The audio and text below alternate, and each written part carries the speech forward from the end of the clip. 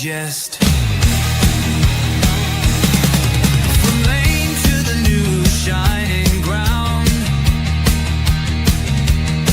echo chants where the legends are found. Heroes carved in the heart of time, we march on through grit and grime.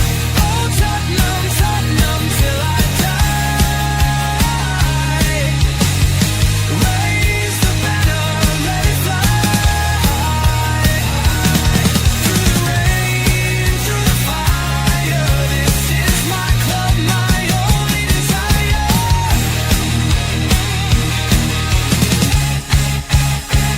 Oh Tottenham, Tottenham till I die. Raise the banner, let it fly. Through the rain, through the fire, this is my club, my only desire. Echoes of King and Greaves in the air. Every goal, the sound declares. Heartbeats pound like a drummer's song, marching forward, fierce and strong. We're the ones who rise in the clash.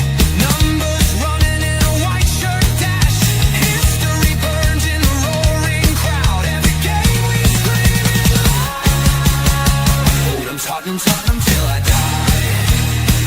Raise the banner, let it fly. Through the rain, through the fire, this is my club, my only desire.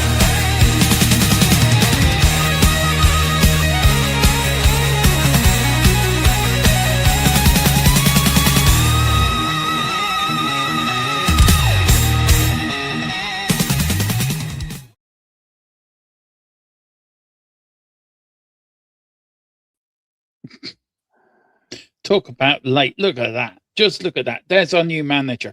Look at him. He looks really happy. God, I'm getting like you now. I keep laughing. Every time I hear Tottenham, I just laugh. Sorry, I'm late. I was one Do you stream know from- what? I put our stream back 5 minutes as well because I knew you'd be late. So I thought I'd put it back. Good evening, everyone, and welcome again to THFC Till I Die. You're lucky. You're getting a double stream today. You're lucky. Welcome, Tequila. How are you, bud? There's no really news from the last update we did, but we thought we'd come on tonight, talk a little bit about Liverpool coming up, and could it be Tudor's last game in charge of the club? And also talk a little bit more about the mess we're in as a club, and talk about the owners. We do have Billy from Change for Tottenham coming on the show on Friday.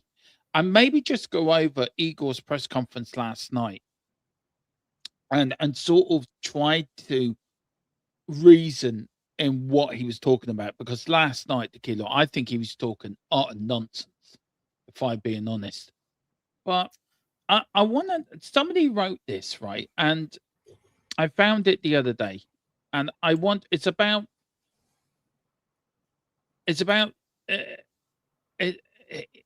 about Tottenham and the mess we're in. And I want to read you this. It starts with, tonight we're not talking about a bad result. We're talking about a club that looks completely lost. This is Tottenham Hotspur, a club with a world-class stadium, world-class facilities, and supposedly world-class ambitions. Yet somehow it feels more broken than ever. Week after week, the performances get worse, the confidence deepens, and the fans are left asking the same question: who actually is running this football club? Players look broken, managers look under pressure, and above all, it all sits the ownership, the board, the Enid Group, watching as the standards of this great club continues to fall. This isn't just a dip in form anymore. It's a culture problem. It's a leadership problem. And right now, Tottenham Hotspur looks like a club drifting without direction, while their rivals move further and further ahead. The fans have backed this team through everything, but patience is running out. I think patience has run out. So, and this is the last bit I've put onto it. So tonight we're going to talk about the mess, the decisions, the people responsible, and the big questions every Spurs fan is asking. How did it get this bad at Tottenham? And maybe I should have titled the show is this and said that is Liverpool Eagles Tudor's last game. Maybe I should have titled how did it get this bad? How did it get this bad, Tequila?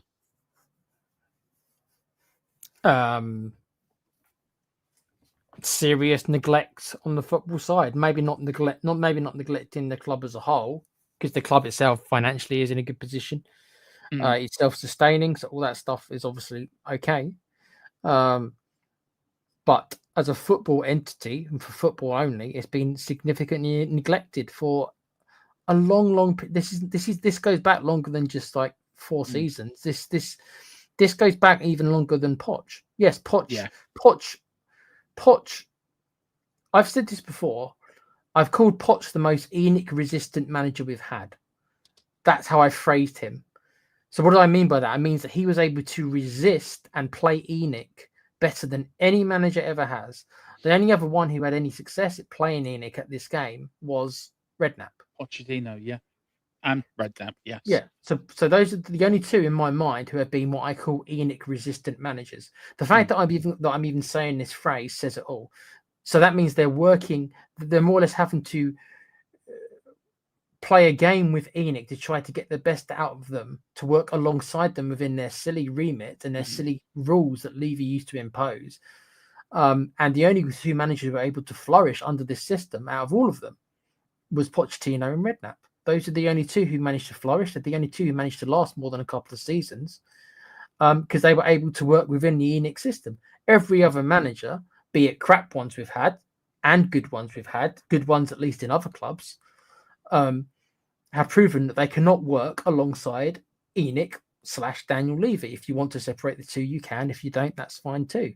But most managers can't work within that system. Only two have ever been managed to be able to do it to any decent amount of time or with any kind of success.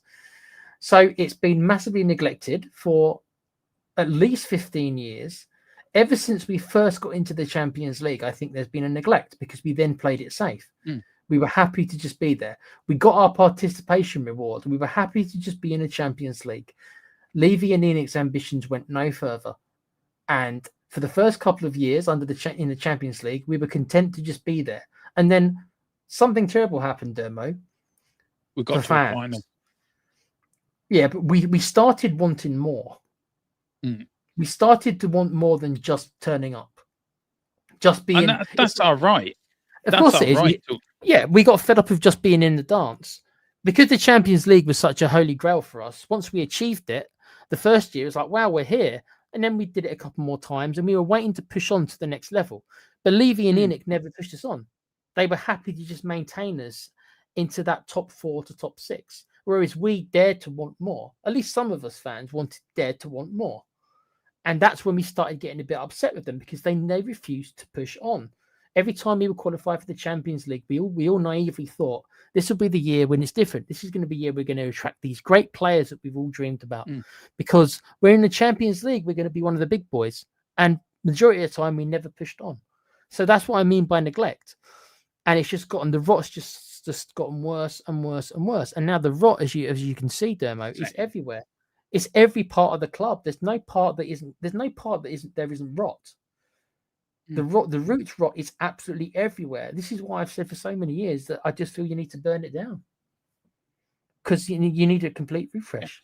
I mean, if you look at the start of the season, right, from August 16th of August, right, when we played Burnley up to say the Chelsea game, right, we only lost 2 games in our first. Hang on, sorry, 1, 2. We only lost 2 games in our first 9. So we beat Burnley, beat Man City, we beat West Ham away, we drew away at Brighton, we drew at home with Wolves, we beat Leeds away. Yes, we lost at home to Villa, but we beat Everton. And then after that, since the 26th of October, Tottenham Hotspur have only managed 3 wins since then. That was away at Everton, a home to Brentford, and away to Crystal Palace. After that, we've had 1, 2, 3, 4, 5, 6, 7, 8, 9, 10, 11. We've had 12 defeats since our last win. All since we beat Brentford. In that time, yes, we did beat Palace 1-0. Do you want to grab a drink, bud? It's fine. You go and grab it. I'm going to Just rabbit give me on for a just few. 1 minute. 1 minute. Yeah. I mean, to go through a whole season since the 28th of December to only have one win, not to win a game in 2026 is scandalous. And it's not just down to the players. We spent a whole month knowing we needed players to boost the squad, to bring players in, and we didn't. And that's the incompetence of the board. That is the incompetence of Enoch Lang. Now, I've seen on YouTube the last couple of nights that it's all our fans' fault. It's our fault. We're the blame. We're the blame for Enoch's. We're the blame because we're weak-minded. And it's all our fault. And I hate that narrative where it's the fans' fault. I come from a generation, or I come from a fandom where back in the early 80s, we were all together through thick and thin, the 90s through thick and thin. And we all bounded together and we all got Alan Sugar out. Well, be careful what you wish for. Because we got rid of one owner who wasn't really popular to another set of owners that couldn't care less about our football club, who rather run it as an entertainment factory, who rather have the football side die and go away.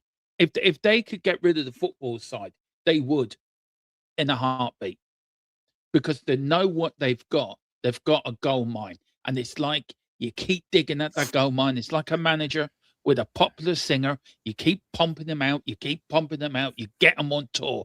So a bit like, I'm going to use it a bit like Elvis and Colonel Tom Parker.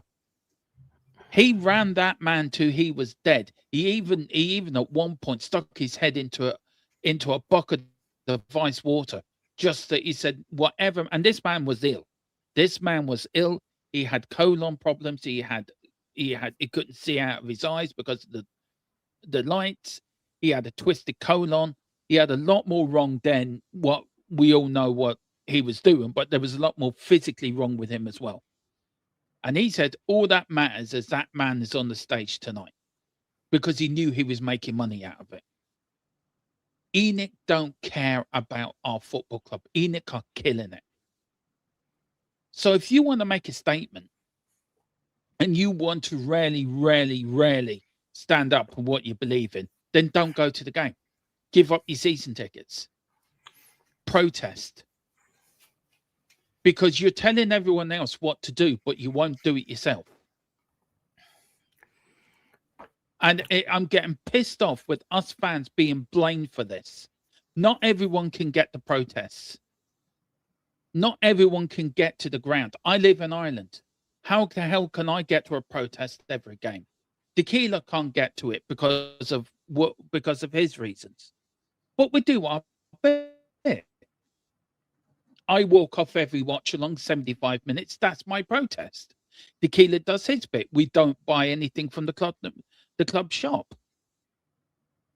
But if you, on the flip side of that, if you give up your season ticket, you may never get it again. So there has to be another way that all of us fans can come together and protest as one. As I said, we all came together to get Alan Sugar out of the club.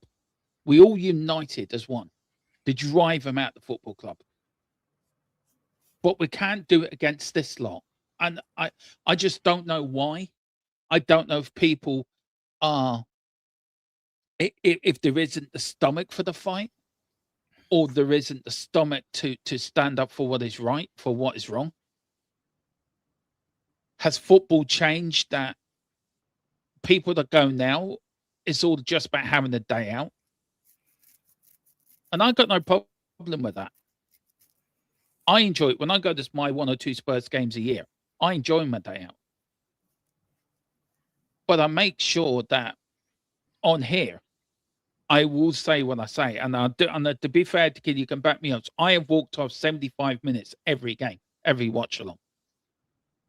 Even if we're about to score, I would do it because I believe that is the only way these owners are gonna learn that you cannot treat our football club like it is a cash cow, which they are using it for.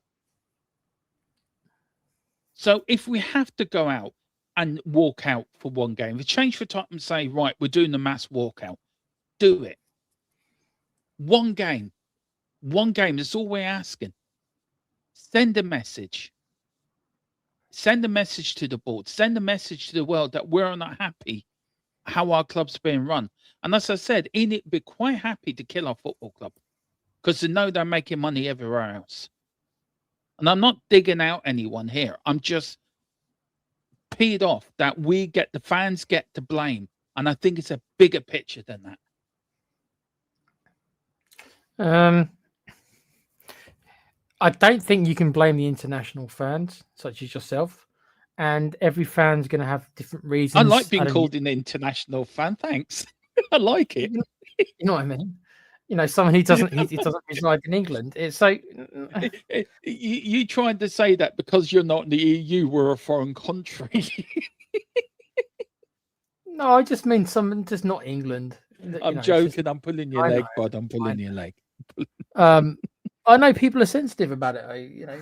And there are some people in the fan base who do have a thing against the foreign fans, and I don't really understand that. But no, people can't expect people who don't live in England to protest. No, and there is going to be people who for medical reasons who can't get there as well. That's my personal bracket. Don't need to give the details. That's where I land for physical reasons. I can't get to a lot of places that I'd like to. So there's reasons, but there's other ways you can show your support. Dermo does his thing. I haven't bought anything from Enoch since about 2015 or earlier when Berbatov and Keane were our strike force. So I haven't. That's been my personal way of doing it. I dreamt about them last night. What, Berbatov and Keane? Yeah, good dream. It was, yeah. We beat Arsenal 7-0. Wish we had them now, Dermo. Oh, yeah. Do you know what? This was my team in my dream last night. I had Ray Clements in goal. I had Chris Hughton and Kyle Walker as the fullbacks. Ledley King and Paul Miller as the centre-backs. I had Dave Mackay and Graham Roberts in central midfield. Tony Galvin and Chris Waddle as the wingers. Paul Gascoigne in as a number 10. And then up front, I had Robbie Keane and Berbatov.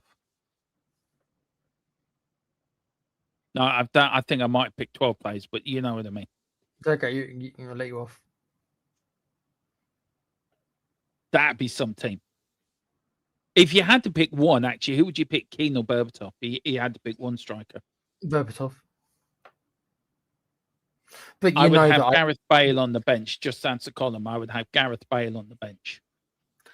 Yeah, but and this might be blasphemy, but I can't help it, right? I would pick Berbatov over Kane, even though I can freely admit that Berbatov's record was nowhere near Kane's. But just selfishly, when it came to a player who I loved watching, there's not many Spurs players that I've enjoyed watching more than Berbatov. Do you know what? I think there's a debate in that. We should get somebody to host it, and you and me debate who's the better striker, Robbie Keane or Berbatov, and give our reasons why. There's a debate in that. Do you remember me and Rhino had the debate about who was it? About I forget who we had the debate show about, but it proved very popular. We need another one of those. We need an independent host, though, an independent host. Colin, would you independently host a debate between me and Tequila? Me with Robbie Keane and you. Yeah, I like both of them so much. So I don't. What about Defoe? I like Defoe as well. I like all three of them. They're all. The thing is about those three, they're all very different as well. Defoe had the best shot. Defoe could just shift and shoot better than most players and would hit the top corner. Defoe had speed as well, didn't he? He was the best finisher of the three. Defoe was the best finisher of the three. Oh, yeah. Sure. Totally agree, bud. Yeah. Well, I go back. I go back, right, and I go back to like Gary Lineker back in the day in the box, 6-yard box striker with Gaza feeding him. I mean, Gaza. I mean, I really regret. Right, you never saw Gaza in his prime, Tequila. Watching that man live in his prime, it was like I was watching George Best of my era. That Paul Gascoigne was a genius of a player. Yeah, he was. Glenn Hoddle. I mean, I do you know what I feel for you, because I was so lucky. I grew up in the era where we had Glenn Hoddle, Gaza, Chris Roddle, Gary Lineker, probably one of the best strikers at one time in Europe. And there was tough players like Graham Robertson, Brian Robson, and Paul McGrath, a great defender, Tony Adams, Lee Dixon. Arsenal had a great back four, by the way, and I'm not just saying, but they did. If you look at their back four or back five, you had Dave Seaman in goal, you had Lee Dixon, Nigel Winterburn, Steve Bold, or David O'Leary, or Martin Keown, and Tony Adams. And you look at Tottenham's great defence of the years gone by, you had Walker, Rose, and Van den Jan. I mean, I don't think you've seen so many Tottenham legends at Tottenham like I grew up with. No, or would you disagree with that? No, my list to choose from is significantly lesser than yours, Dermo, because I've only got the ENIC area to go by. Lucky me. And there hasn't been that many. I'm not saying there's not been any, but there hasn't been that many.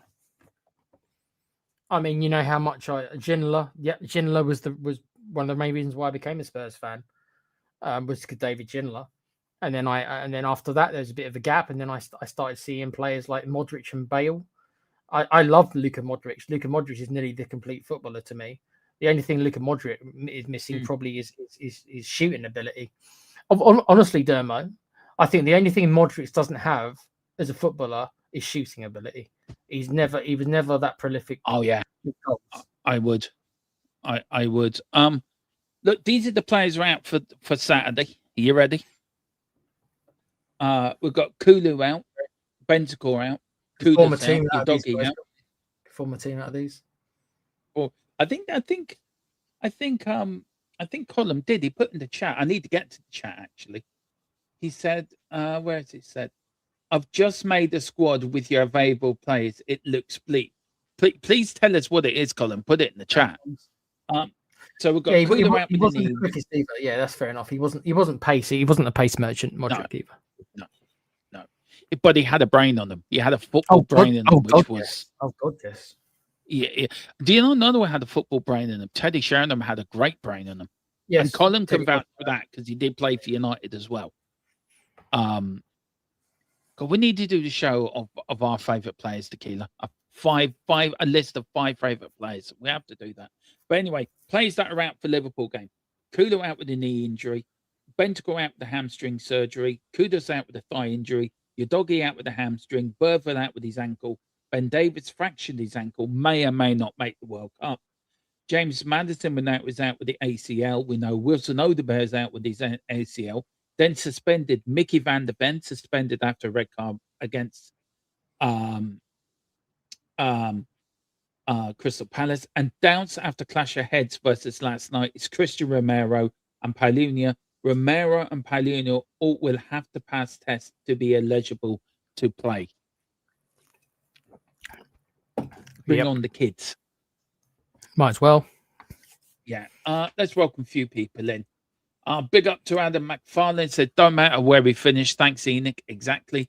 Big up to Jared. Big up, Dermo and Tequila. Can we get the Liverpool game postponed due to lack of defenders? Well, as I'm talking to you, Tequila at this present in time is writing a very strongly worded email to the Premier League. I'm using harsh language. How you getting on with that? Very harsh language I'm using. How are you getting on with it? Can you give us a bit of a flavour what's in the email? No, me and my mate Simon Jordan are going over it, mate. Me and him are working together on it. Leave it with us. Yeah. All right, we'll let you know. We'll let you know. We'll let you know by the end of the show if it's been suspended. Big up to DJ. Says I'm saying Liverpool 9-0, then have to sack him after that. I should be gone already. Should be gone. I don't get it. Good evening, folks. Hope you're all well. Yeah, hi Wayne. Thanks. He was in the Hi, Wayne. other stream. Yeah, hi, Wayne. Hope you're doing well. Wait. Yeah, me and Tequila just thinking of great plays of a gone by in the era. You and me, Wayne. I think you and me were so lucky with the plays we grew up with. Big up to Christopher Gibbs. Big up, Christopher. I haven't seen you before. Please hit the like and subscribe button. It said 1978. Oh yeah, we lost 7-0, didn't we? Yeah, that was the first year we came back into the first division. Then we lost 7-0 to Liverpool. History could be repeating itself. Didn't we lose to Newcastle 7-0 under Jerry Francis? My memory's tinkling in my head. I think we did. Maybe somebody in chat would let me know. Coover, let me know, bud. You're from the same sort of generation as me. Big up, lads. Big up, Mr. 99. Hope you're doing well. Big up, Thomas. Says Robbie Keane should have been in after the first Arsenal match. Mostly base should have been gone after. Do you know what, Thomas? I do know what, bud. I have to say to him, Tequila, he's been strong on this, hasn't he? All the way through, every time. Robbie Keane. Do you know what? Give him a go. Give him a 2-year contract and see where he gets. Big up to Zico, big up Dermot and Tequila. I just heard the dog cleaning. The bog cleaner is taken over from 3 at the back. Tudor.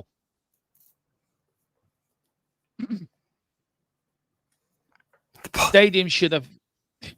I've just got that. I think you have as well. Stadium should have been emptied to show players too. Yeah, I agree. Big up to the only Chris Welsh. Big up, lads. Hope you. Let me know if you're available Saturday, Chris. Bobby and Colin have my numbers, so WhatsApp me and we'll get you on. He's a big Liverpool fan, Tequila, knows his stuff as well. So, but nice to get a Liverpool fan on for that. On paper, with the players you have, you should be doing better than you are now. Agreed. But players have checked out. They don't care. I don't see where the next one's coming from. I don't. None of us do. None of us do, dude. No. Did you see the thing that was going around the social media of Tottenham's fixtures for the rest of the season? And we lost every single one bar one. What's the one we didn't lose? Because I'm curious. Everton, last game of the season.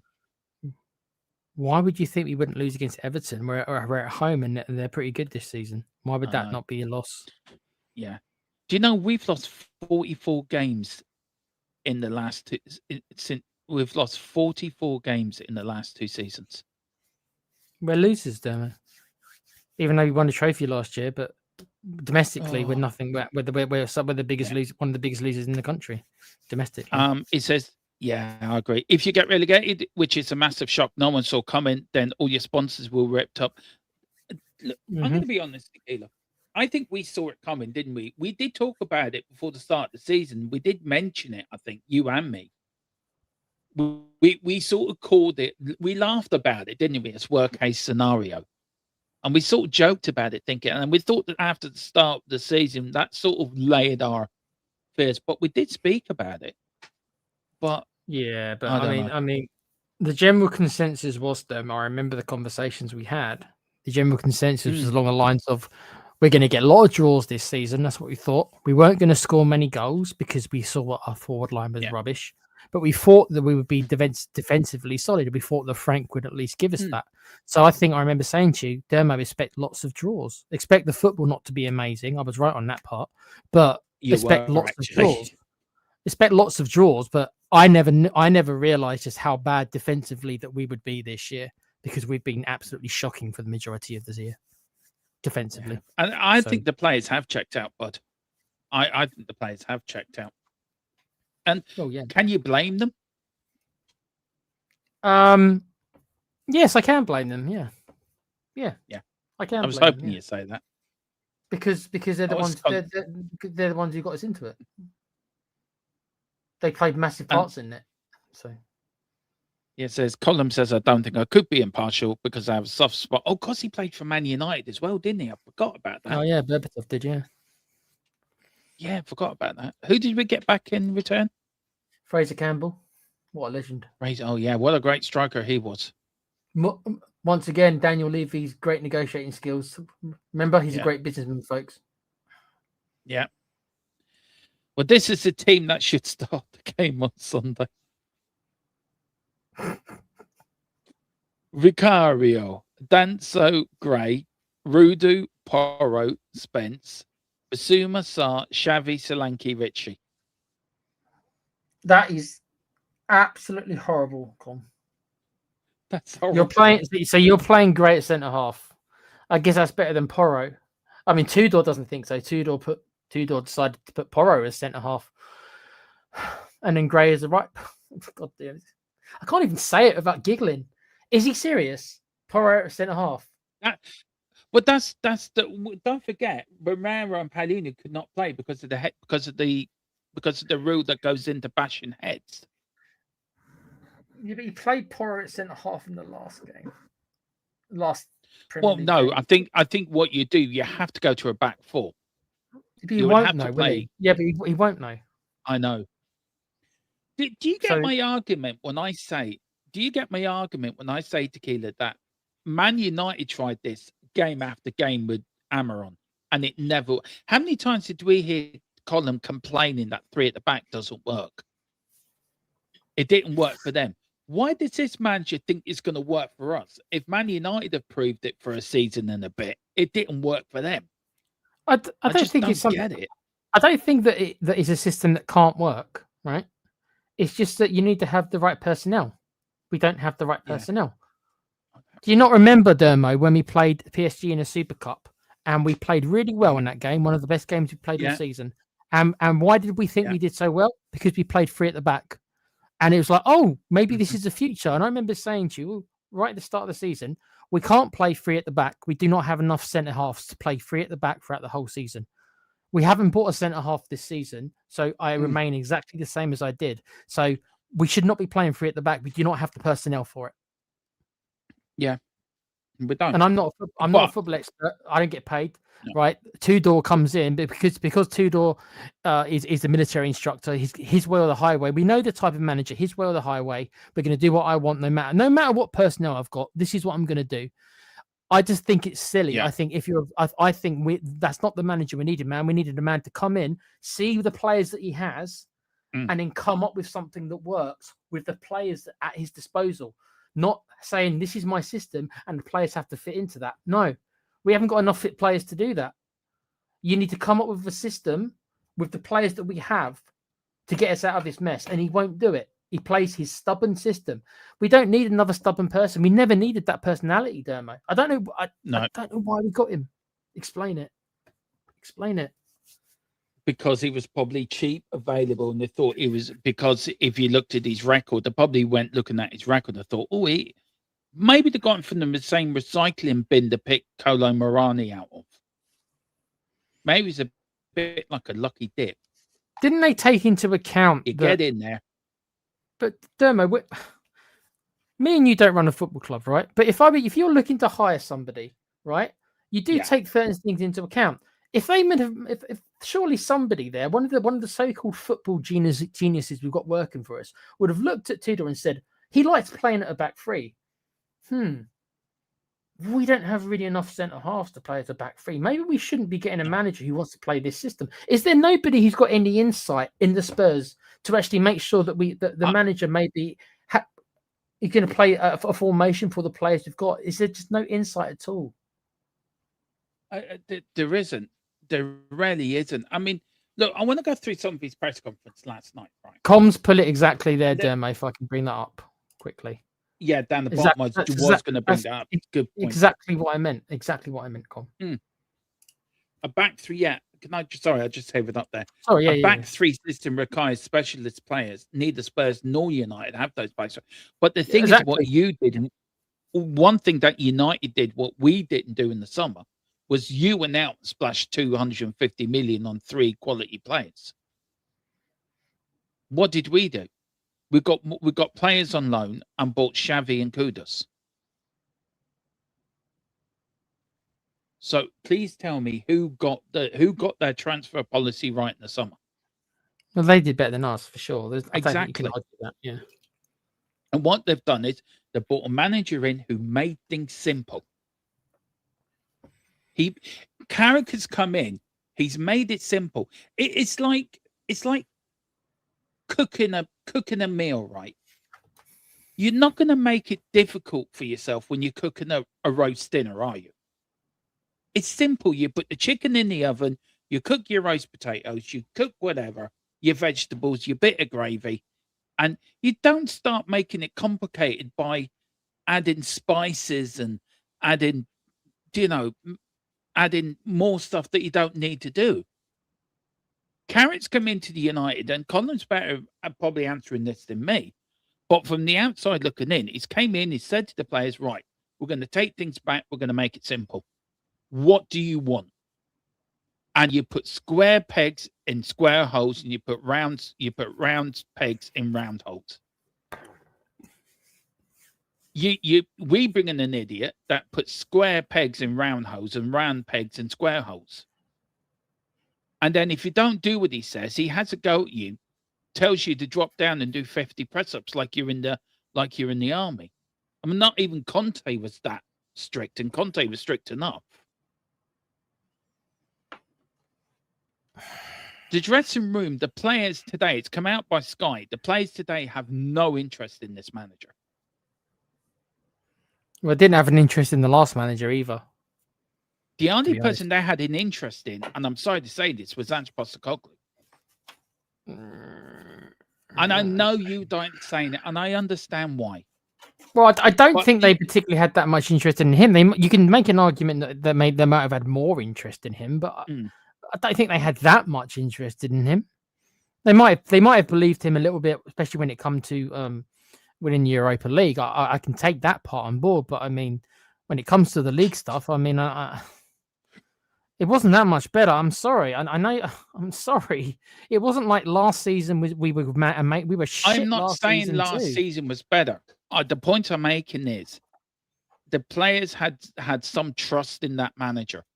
That's the point I was making. That's the point I'm making. In the league, they didn't, Dermo. No, in Europe they did. Yeah, in Europe, he made them believe that they could win in Europe. I'll give you that. Yeah. That's the point I'm trying to make. The managers we've had since couldn't make him believe in either. I mean, you had Van der Ven and Jez Spence dissing the manager after the Chelsea game. You got a manager dissing the players last night. The whole thing is a circus of our own making. We have nobody to blame. The owners have nobody to blame but themselves. And one thing also Ange did what other players, like I think Cooper says it here perfectly. He says players loved Ange because no matter how badly they played, he'd take the fall for them. And he did do that. And players love that. Because players have egos where, oh, you can't have a go at me. Ange would come out and say, it's on me. I take responsibility for that. I agree, but in hindsight, and hindsight is always 2020, I don't know how useful that's ended up being for us. Because if they were pampered, and obviously they're not pampered anymore, so what? They just throw their toys out the pram then? And you know that they have done this before because we know they got Nuno sacked. So we know that we know that there's a group of them there who have done this more than once. And yes, they might not have thrown Ange under the bus, but he's the only one they never have. They threw Nuno under the bus. We don't know if they threw. I don't think they dare throw. They tried to throw Conte under the bus. He probably would have just slapped him in the face. He threw himself under the bus. I keep going back to that. He didn't need the help. No, he did it himself. Yeah, but I get your point because they were pampered so much that they felt that we can do no wrong. Now a manager came in, and we've had two different managers since then. They just don't like it, and the players are doing what they're doing best: is throwing managers under the bus. And I don't get. I mean, Colin says here, Cameron was like trying to sell French cuisine to the working class people. It didn't work. Carrick is providing meat and two veg with gravy. It's working. Simplify it. It's sometimes better, and I think that's the problem. Simplicity is sometimes better. Yeah. I want to say big up to Elspur. Hello. She's in Alabama. Big up to Alabama. Sweet home Alabama. Alabama. Do. There you go. You should start a band, Tequila. Get us thrown off the air, mate. What would we call the band? Demo and the Pretenders. Yeah, there you go. Otherwise known as the Spurs team. We can put them as a backup. We'll have Philip Brady on drums. Yeah. Well, you and me be the lead singers, right? We'll I'll have Colin on. backup vocals, yeah. Yeah, we'll have backup. We'll have Colin on bass. Yeah, we'll have Colin on singing. My young lad on lead guitar, because my young lad can really play the guitar really well.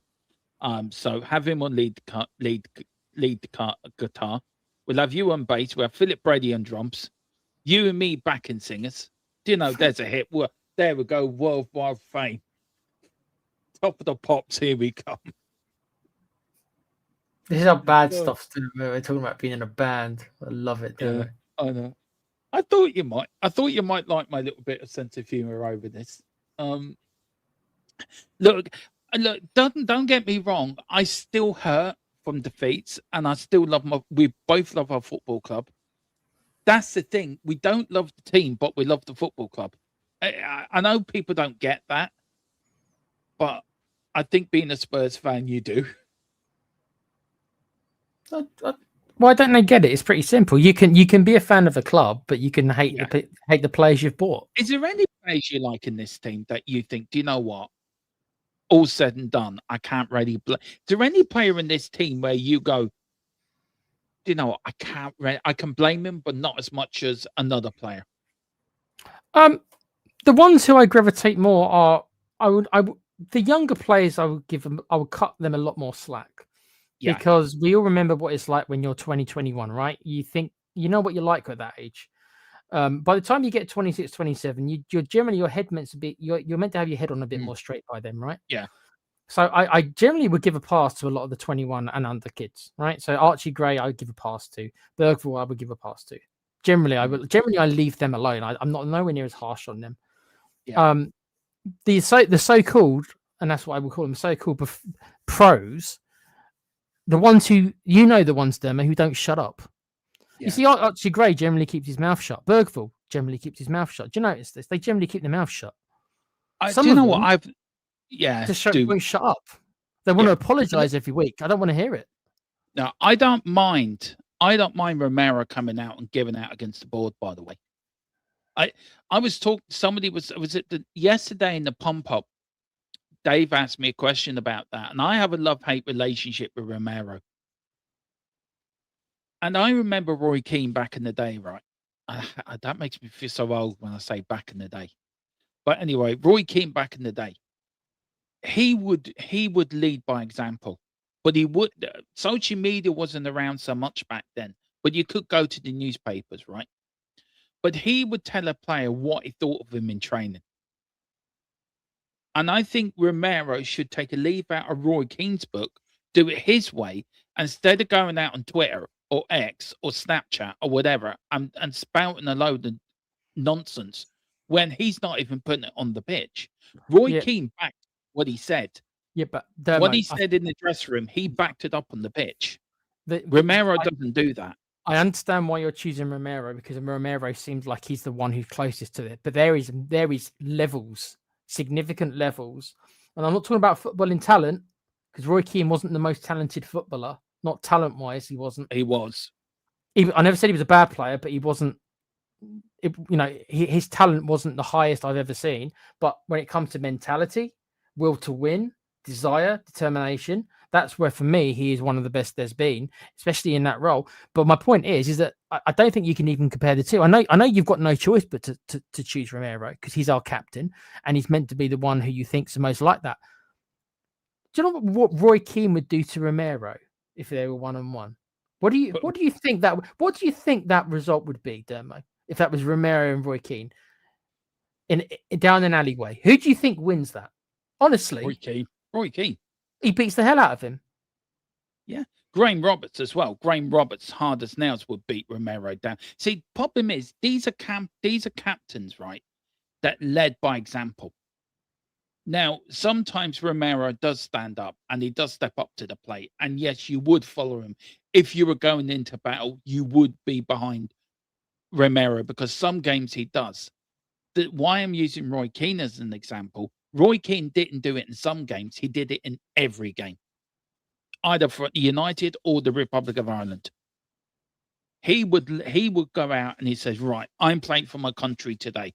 I am gonna go out and give it my all, be the better player, and I'm gonna drive this team to win." Because you had that banged into him by Alex Ferguson. You could say you want people do have different versions of Fergie, but what Fergie brought to a team, any team he had at Man United, was a desire to win. Look This at team, David Clark this- in the chat being so Yeah. noble, Dermo. Look at that. I Come know. on, mate. I know that. Look, Roy Keane was no angel. He never said he was. Dave Mackay was no angel. Graham Roberts was no angel. He's calling him David. You're calling him a coward, though. I mean, I'm sorry, David. No. I have to be, because Roy Keane is a national hero over here. So you'd be very careful what you call Roy Keane. I'll bring up the comment. Sorry, people don't even know what we're talking about. This one here. I mean, everyone's allowed their opinion, but I mean, Yeah.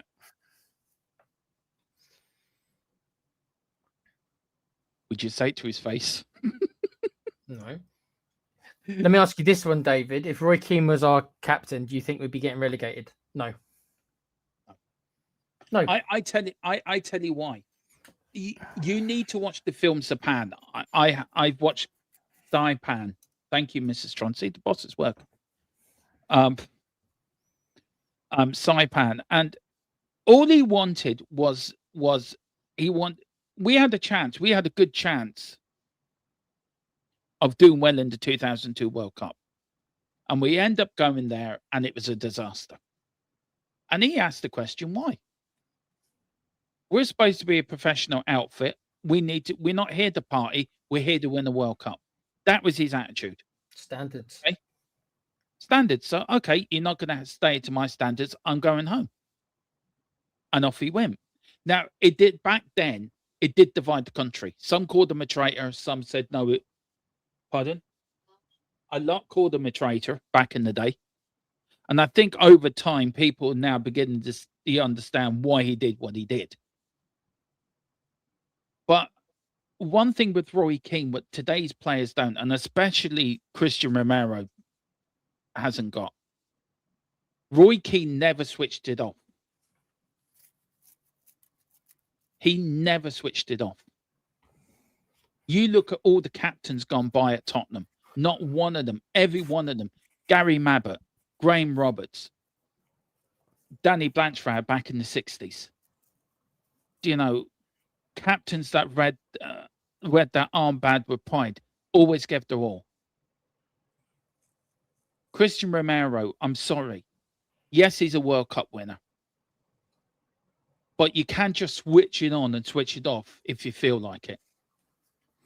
If you're a captain, you lead by experience. And you go out there and you say, do you know what? I'm going to take this team by the scruff of the neck and I'm going to pull it forward. Can you name me one player in this squad that would take the team by the scruff of the neck when we're 2-0 down or 3-0 down? How many times did United come back and win games or draw games when they were down? How many times did we do that over the years? None of these players have bottle, have determination, or have the guts to get involved. A, because there's a World Cup coming up at the end of the year, or we don't want to get injured, especially some of them. Dermo, I don't know how many of these players on their performances this season are going to the World Cup. I mean, Romero probably will. I imagine Van der Ven will make I don't know if he's going to make the first team, but he'll probably make the squad. Is there that many of them, you think? They're really going to get into the World Cup squad based on what their performances this season? Probably Romero will. Yeah, Romero might. Vicario will. Well, he's not going to start. He's not going to start in front of Donnarumma, is he? So no, I don't know about the English sides. You know that more than me, so I would know on that. I'm not sure. I'm not sure any of them would. Solanke looks like he's nowhere near. Jed Spence, maybe. Jesus. Conor Gallagher. I think Conor Gallagher's way behind the pecking order as a central midfielder. So can I just say, Tequila, Pep out. Pep should be out now. Pep out. They're losing 3-0 to Real Madrid. It's Real Madrid, there, Mo. You don't. Well, it's Real I'm Madrid. being sarcastic. You've been sarcastic about to say. I thought you've been serious. Pep out. Go on. Hashtag Pep out. Pep out, and we'll have him at Spurs. Even he couldn't that's save us, probably. No. I get what you're saying, but I just wish when we're in this mess, I think players look. Do you think players now at this squad are looking for moves already? Do you think players are already talking to their agents? Look, I want to get out of here. Get me a move. Oh, I imagine that lots. I imagine even if we don't get relegated, I imagine that a lot of them have already instructed their agents to get me the hell out of here next season. I think a lot of them are probably saying that. Probably even got Conor Gallagher probably thinking to himself, "Oh my God, what did I just do?" Yeah, and Xavi. Oh, he'll like this. Didn't he turn down Chelsea? He's probably thinking to himself, "Look, this wasn't what I was sold. I wasn't sold this. I was sold. I was meant to be in the Champions League. I was meant to be competing for top 4. That's what I was told that I was going to be.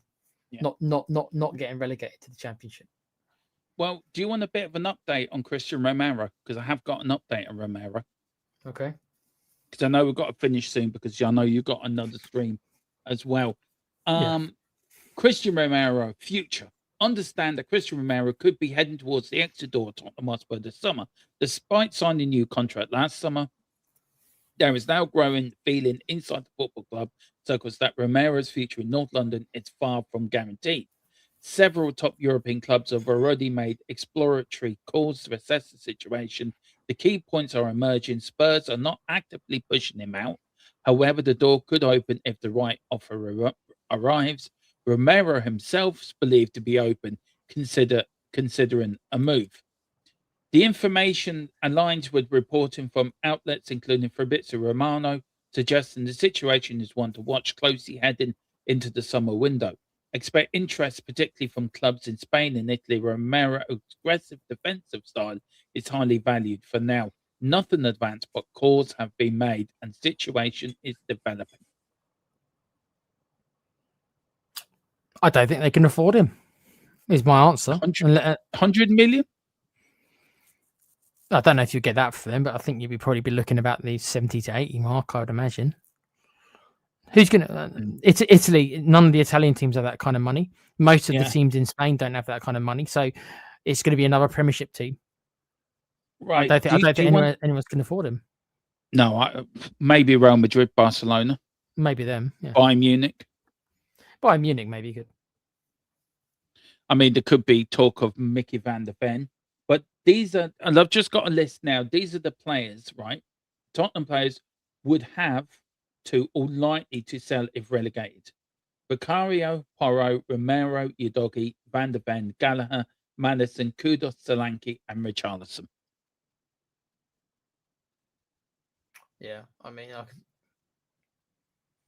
well, that's a spinier side, isn't it?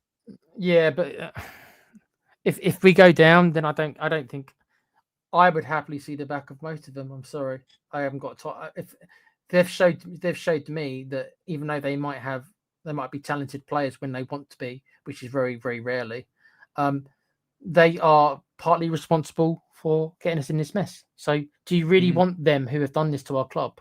I mean, honestly, do you want to support these players anymore? Because I don't. I want them gone, Dermo. I want to see a brand new team built up with players who give a shit. Maybe that's me living in cuckoo land, as Roy Keane says. Maybe I'm naive. Maybe I'm naive to think that. But I don't respect these players. They don't respect me. So it goes two ways. They don't respect me as a fan, and they also don't respect the rest of you. It's not like they don't respect just me. They don't respect the fans, and the fans don't respect them. So this is where we're at. They don't respect us, and we don't respect them. So let's just end the relationship. Well, you wouldn't stay with somebody you didn't respect, would you? So it's this end the relationship. No, we did say we would say about the Mickey van der Ven quote. We are going to finish the show in this. Now, the full context of Mickey. If you need to drop off and do your show, I can finish off the show. I've got a little bit of time. Not loads, but I've got enough time to stay. Well, this is the full context, right? Mickey Van der Ven quotes, when asked how we got out of the current situation. Yeah, that's really hard to say. I could give the standard speech here, and that's all we need to stick together, work hard. But we're just getting blow after blow after blow right now, so it's really difficult. And this weekend, we also play an important match where I can't be there myself because I'm suspended. So, yeah, it's a terrible period. I can tell you that it's really, really awful. Reporter says, how are you doing mentally yourself? Mickey says, it's tough. I can tell you, really tough. So, like I said, I just have to keep going. It's part of it, it's part of life.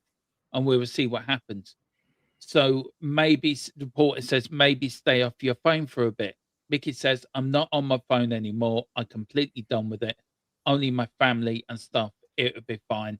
The reporter says, take it easy, man. Mickey said, thanks. I really appreciate it. That was the full quote. I don't see anything particularly wrong with what he said, do you? No, I don't. I really don't. So that was whoever was reporting it earlier that he'd said bad things. Obviously, that was misinformation, Yeah. because I don't think that. I mean, he's not exactly filling me with confidence, but he doesn't have to do that. But he hasn't said anything about him giving up or anything like that. It doesn't fill me with that much confidence. I'd be lying if I said that interview did. But he's not like he's come out and say I'm giving up, which I think what some of the reporters are saying. He said nothing of the sort. Yeah. So. No, he didn't. And he is.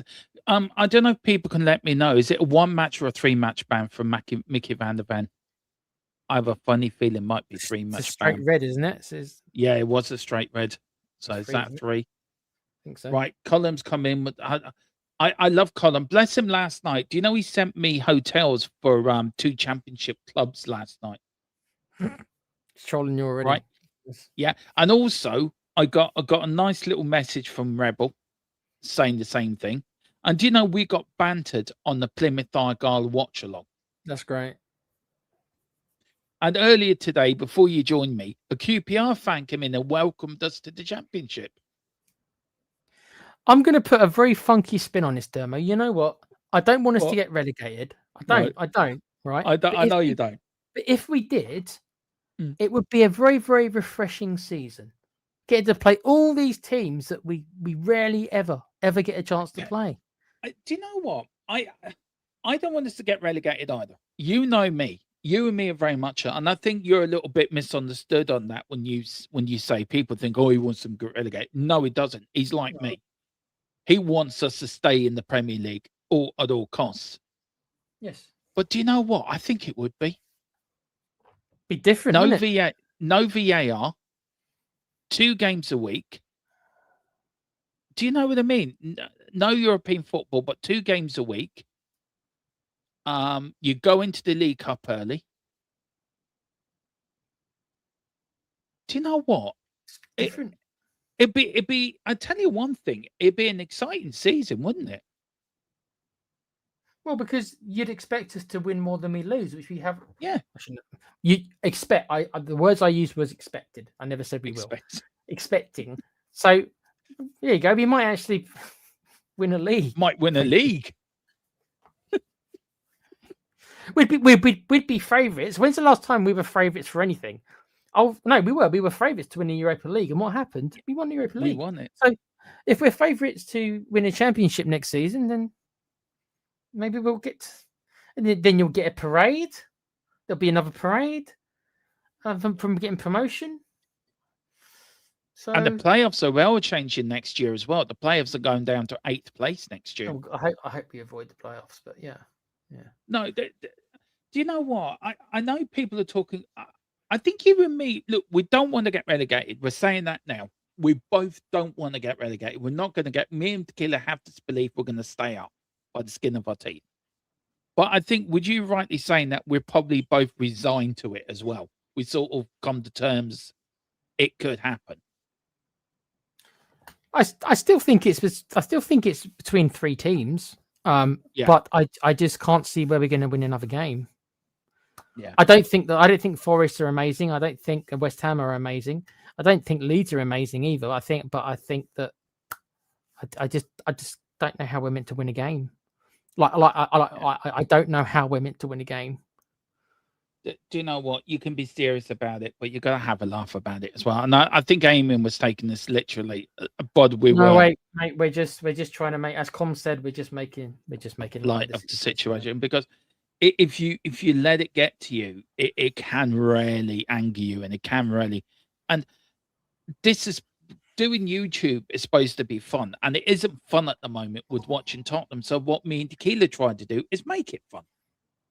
And we are serious when we talk about serious conversations. We're deadly serious on it. But when we can find a way of making a joke out of it, we will do, because I think we have to.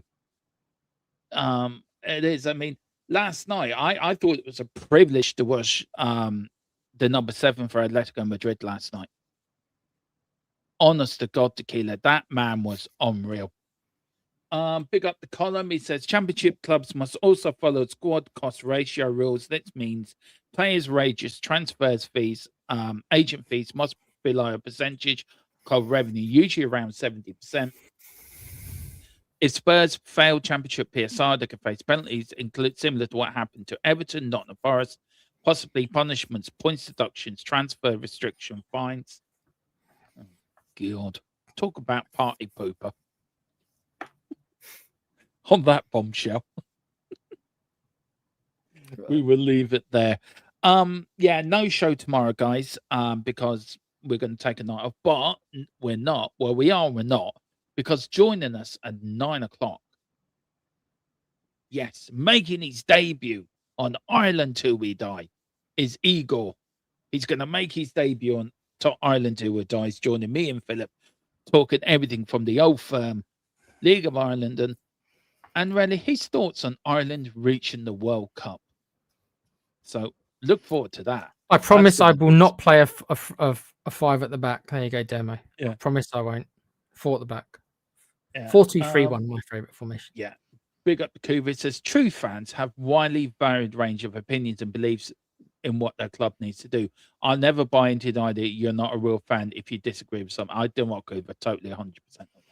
Yeah, I don't know why people would get so obsessive with putting their own ideas of what a fan is on others.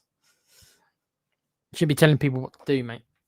Not saying you were. I'm just, just that stuff gets thrown around not just by Amon. It's not really even aimed at him. But me and Demo have had plenty of that from when we dared to go against the grain as well. So we can all be fans in our own way. I don't think it's fair anyone to say who real fans are and who aren't. I mean, who are you? Who is you or anyone to tell people how they should live?